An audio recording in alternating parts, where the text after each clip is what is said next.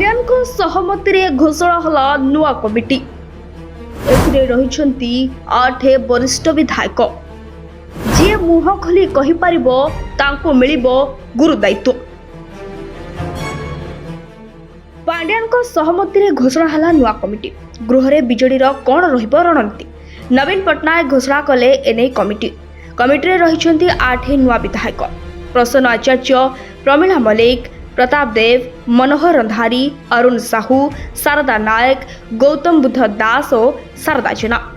ନବୀନଙ୍କ ଅନୁପସ୍ଥିତରେ ଏହି ବିଧାୟକମାନେ ଗୃହ ଭିତରେ ପ୍ରସ୍ତୁତ କରିବେ ଦଳର ରଣନୀତି।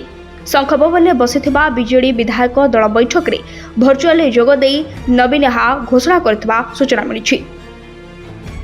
କୁହାଯାଉଛି କି ଏଥିରେ ପାଣ୍ଡିଆନଙ୍କର ବଡ଼ ହାତ ରହିଛି। ତେବେ ନବୀନ କମିଟି ଘୋଷଣା କରିବା ପରେ ବିଧାୟକ ଦଳ ଭିତରେ ପ୍ରବଳ ଅସନ୍ତୋଷ ଦେଖାଦେଇଛି। ଏତେ ବରିଷ୍ଠ ନେତା ଥାଉ ଥାଉ ପ୍ରଥମ ଥର ବିଧାୟକ ହୋଇଥିବା ଶାରଦା ଜେନା ଓ ଗୌତମ ବୁଦ୍ଧ ଦାସଙ୍କୁ କାହିଁକି କମିଟିରେ ରଖାଗଲା, ତାକୁ ନେଇ ବିଧାୟକଙ୍କ ମଧ୍ୟରେ ଅସନ୍ତୋଷ ଦେଖାଦେଇଛି।